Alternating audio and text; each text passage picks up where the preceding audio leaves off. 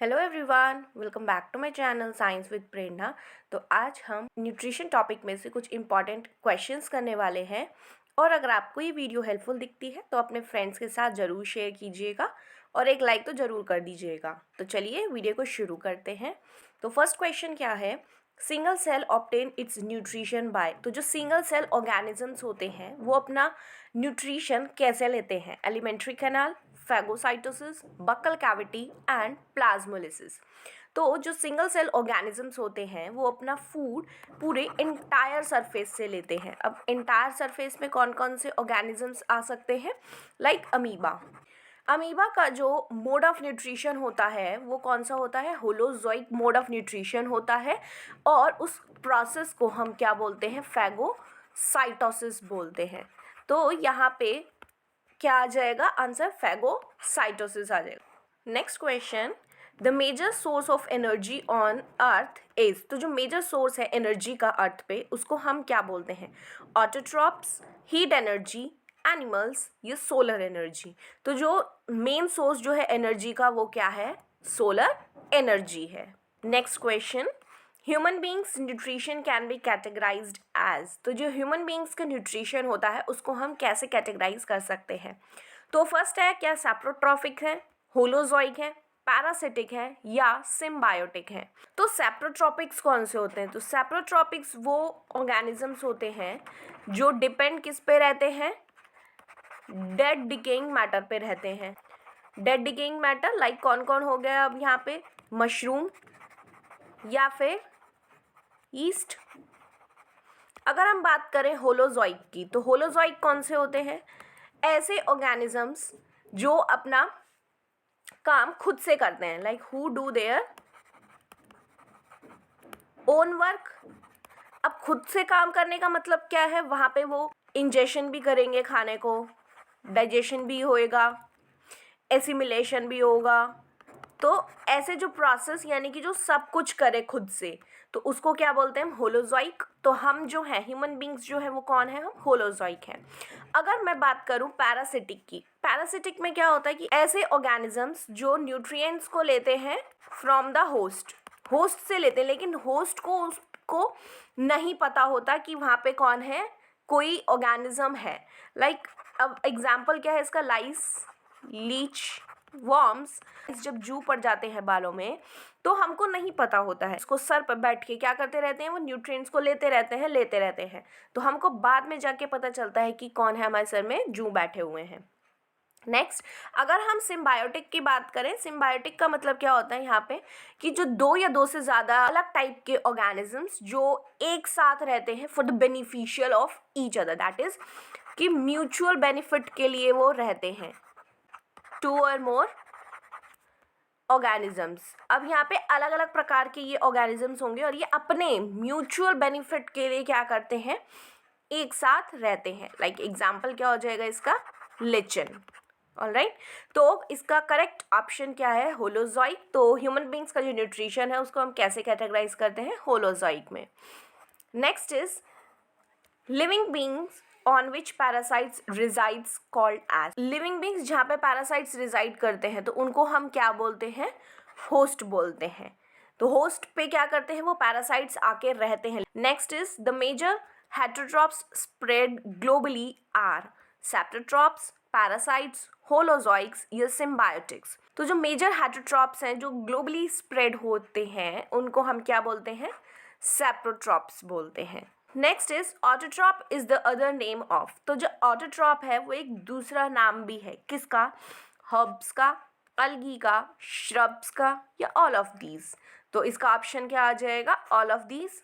Autotrophs यानी कि जो अपना खाना खुद से प्रिपेयर करते हैं, राइट? तो यहाँ पे ऑप्शन क्या है? All of these. Next is saprotrophs are called as decomposers because. तो सेप्टोट्रॉप्स को हम डीकम्पोजर्स बोलते हैं क्योंकि they accumulate the dead and decay. क्या वो एक्यूमुलेट करते हैं डेड एंड डिके से, रेगुलेट करते हैं डेड एंड डिके से, या एनाबोलाइज करते हैं डेड एंड डिके से, या फिर कैटाबोलाइज करते हैं डेड एंड डिके से? तो यहाँ पे क्या ऑप्शन हो जाएगा इसका? डी हो जाएगा, यानी कि ये कैटाबोलाइज करते हैं। और ये कैटाबोलाइज का मतलब क्या होता है? जहाँ पे एनर्जी को क्या किया जाता है, रिलीज किया जाता है, तो उसको बोलते हैं हम कैटाबोलाइज। और एक होता है एनाबोलाइज या एनाबॉलिज्म, उसका मतलब होता है जहाँ पे एनर्जी का यूज़ किया जाता है। तो यहाँ पे क्या होता है, एनर्जी रिलीज की जाती है, इसीलिए इसको कैटाबोलाइज बोलेंगे। तो सेप्टोट्रॉप्स जो होते हैं वो कैटाबोलाइज करते हैं डेड एंड डीके को। Next is sulphur bacteria, nitrogen bacteria are the members opted the nutrition of type phototrophic, saprophytic, chemotrophic या सिम्बायोटिक। तो जो सल्फर बैक्टीरिया होता है या नाइट्रोजन बैक्टीरिया होता है कि वो किस मेंबर के हैं जो न्यूट्रिशन को लेते हैं, तो क्या वो फोटोट्रॉपिक है, क्या वो सेप्रोफिटिक है, क्या वो कीमोट्रॉपिक है या सिम्बायोटिक है। तो इसका ऑप्शन क्या हो जाएगा, कीमोट्रॉपिक है, क्योंकि ये क्या करते हैं, केमिकल का यूज़ करते हैं। लाइक सल्फर बैक्टीरिया जो होता है वो कहाँ पे पाया जाता है, ल्यूक वार्म वाटर में पाया जाता है। और जो नाइट्रोजन बैक्टीरिया होता है वो कहाँ पे पाया जाता है, वो पल्सेस में पाया जाता है, उनकी रूट्स में। अब वो क्या करता है कि सारा का सारा नाइट्रोजन को गेन कर लेता है इन्वायरमेंट से और उसको यूज़ करता है। तो लाइक नाइट्रोजन फिक्सेशन के लिए इसका काम होता है। तो ये क्या है, हमारे कीमोट्रॉपिक है ये। Next is lichen is an example of dash nutrition. Lichen जो है वो किस न्यूट्रिशन का एग्जाम्पल है, ऑटोट्रॉपिज्म, पैरासिटिज्म, सिम्बायोटिज्म एंड सैप्रोट्रॉपिज्म। तो लिचन जो है वो किसका एग्जाम्पल है, सिम्बायोटिज्म का है। और सिम्बायोटिज्म के अंदर क्या था कि दो या दो से ज़्यादा डिस्टिंक्ट ऑर्गेनिजम्स रहते हैं टुगेदर फॉर द बेनिफिट या फॉर द बेनिफिट। अब बेनिफिट जो होगा या तो एक का होगा या दोनों का होगा, दैट इज वो क्या करते हैं, म्यूचुअल बेनिफिट के लिए भी रह सकते हैं। तो एग्जाम्पल क्या है इसका, लिचन। तो सिम्बायोटिज्म मतलब कि यहाँ पे दो या दो से ज़्यादा अलग अलग टाइप के ऑर्गेनिजम्स रहते हैं for the benefit of one और the both, that is mutual benefit के लिए। तो इसका ऑप्शन क्या है, सी ऑप्शन है। Next is bacteria are, bacteria क्या है, ऑटोट्रॉपिक है, हेटरोट्रॉपिक है, सेप्रोट्रॉपिक है या ऑल ऑफ दीज। तो बैक्टीरिया जो है बेसिकली क्या होता है, यहाँ पे प्रोकैरियोट्स होता है। प्रोकैरियोट्स यानी कि प्रोकैरियोटिक ऑर्गेनिजम्स होते हैं जो कैसे होते हैं, यूनिसेलुलर भी होते हैं, ये यूनिसेलुलर ऑर्गेनिजम्स हैं ये।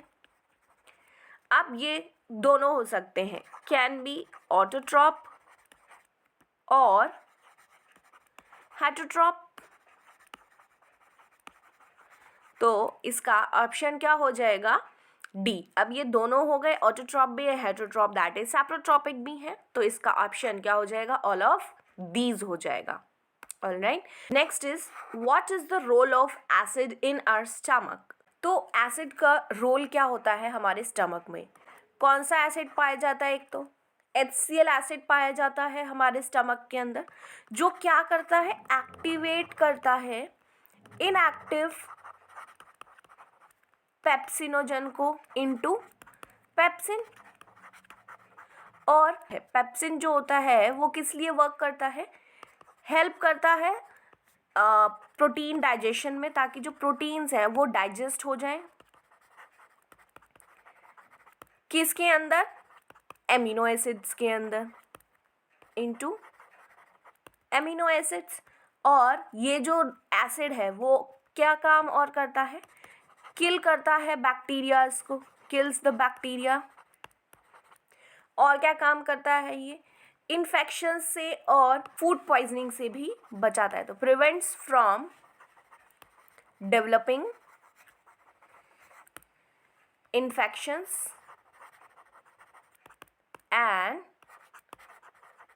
Food poisoning. एसिड कौन सा होता है इसके अंदर, HCl एसिड पाया जाता है हमारे स्टमक के अंदर, जो एक्टिवेट करता है किसको, इनएक्टिव पेप्सिनोजन को पेप्सिन के अंदर। अब पेप्सिन का काम क्या होता है, जो प्रोटीन डाइजेशन में हेल्प करता है किसके अंदर, एमिनो एसिड्स के अंदर, बैक्टीरियाज को भी किल करता है और प्रिवेंट भी करता है ताकि इन्फेक्शंस या फिर फूड पॉइजनिंग डेवलप ना हो। Next question, what is the function of ptyalin and bile. तो टाइलिन एंड बाइल का फंक्शन क्या है। तो सबसे पहले बात आती है कि टाइलिन क्या होता है ये। टाइलिन क्या है? टाइलिन एक अमाइलेज एंजाइम है जो किसके द्वारा सीक्रेट होता है? ये सलाइवरी ग्लैंड्स के द्वारा। अब डाइजेशन प्रोसेस जो होती है वहाँ से स्टार्ट हो जाती है, यानी कि माउथ में हमने इंजेस्ट किया तो वहीं से ही माउथ से ही क्या होता है? डाइजेशन प्रोसेस स्टार्ट हो जाता है। अब डाइजेशन प्रोसेस स्टार्ट हो गया तो ब्रेक करेगा ये किसको? कार्बोहाइड्रेट्स को इनटू सिंपल शुगर्स के अंदर।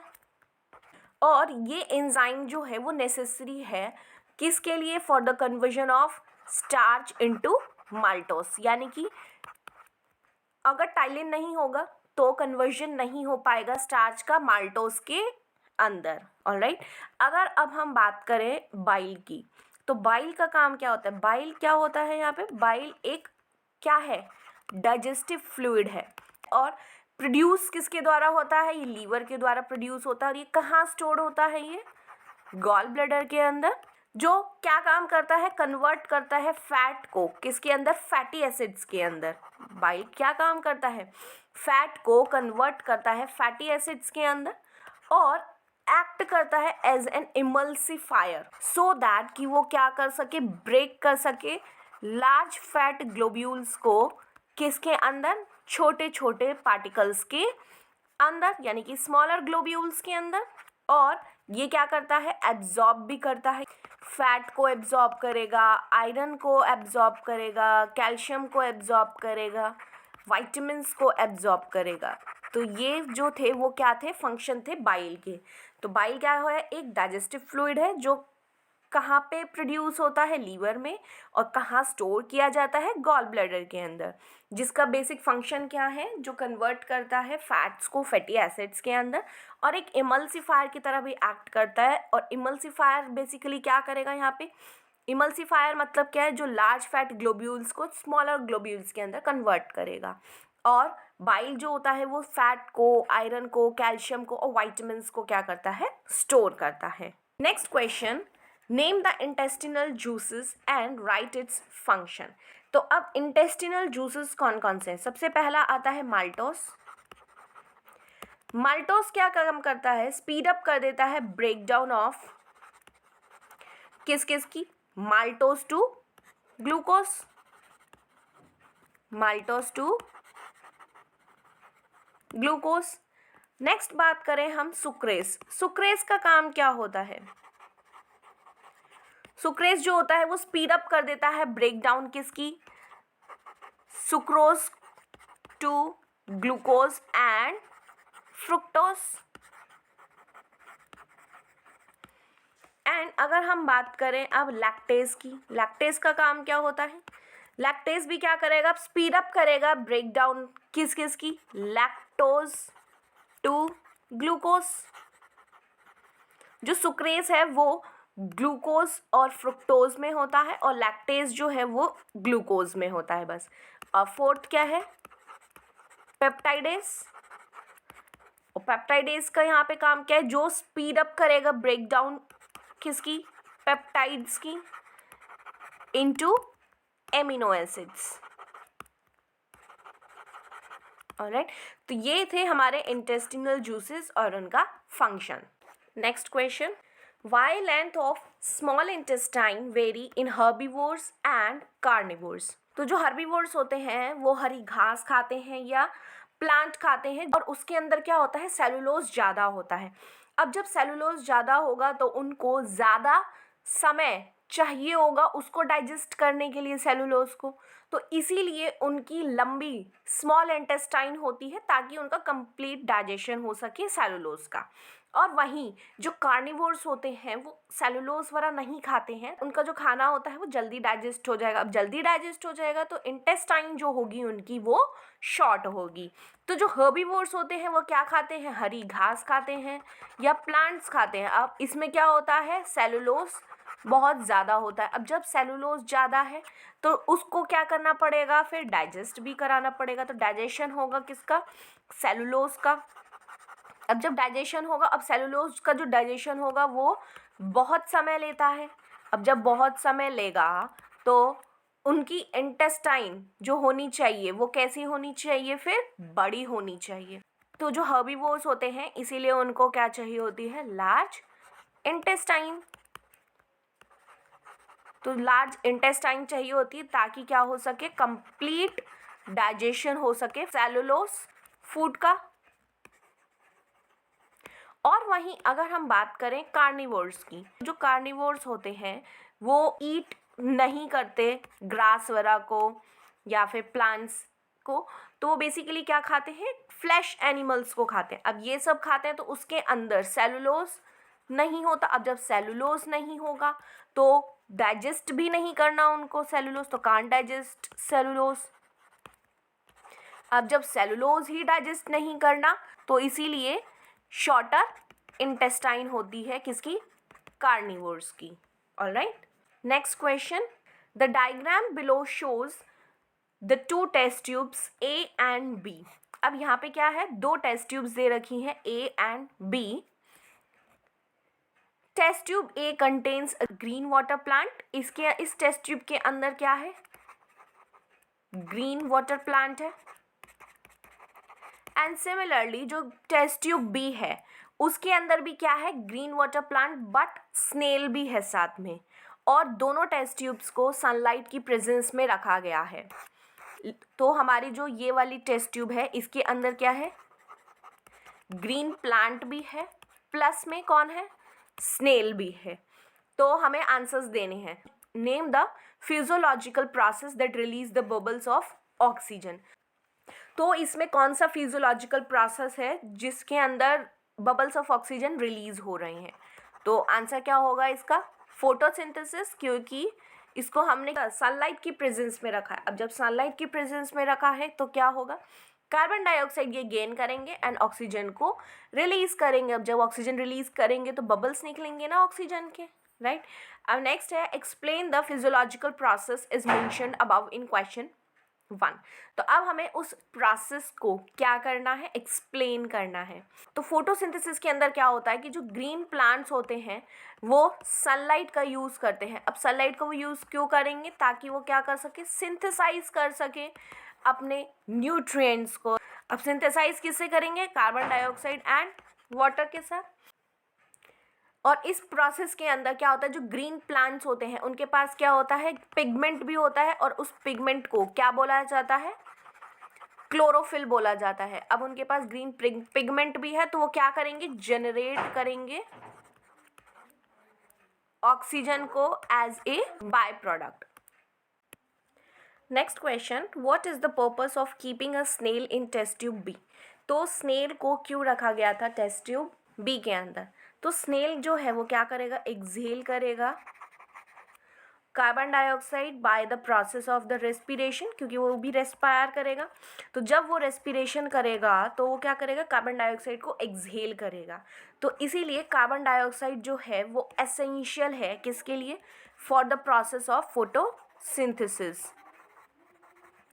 Next question, why does test tube B have more bubbles of oxygen. तो जो टेस्ट ट्यूब बी है उसमें ज़्यादा बबल्स क्यों हैं ऑक्सीजन के, क्योंकि उसमें क्या है, ज़्यादा मात्रा में क्या है, कार्बन डाइऑक्साइड अवेलेबल है। अब जब ज़्यादा मात्रा में कार्बन डाइऑक्साइड अवेलेबल है किसके लिए, प्लांट के लिए, और जो किसके द्वारा रिलीज़ करी गई थी, स्नेल के द्वारा रिलीज़ करी गई थी during the process of respiration. तो जो रेट ऑफ फोटोसिंथेसिस भी जो होगा उस केस में वो ज़्यादा हो जाएगा और मोर ही क्या होगी, ऑक्सीजन इवॉल्व होगी, राइट। अगर आपसे पूछा जाता है कि वाटर प्लांट कौन सा है इसके अंदर, वाटर प्लांट भी पूछा जा सकता है, तो वाटर प्लांट कौन सा है यहाँ पे, हाइड्रीला है, जो क्या करता है, सनलाइट का यूज़ करेगा। और अगर आपसे इसकी इक्वेशन पूछी जाती है तो इक्वेशन क्या हो जाएगी इस पूरे प्रोसेस की, 6CO2 plus 12H2O gives in the presence of sunlight and chlorophyll। तो क्या बन जाएगी, C6H12O6, यानी कि ग्लूकोज बनाएगा 6H2O plus 6O2।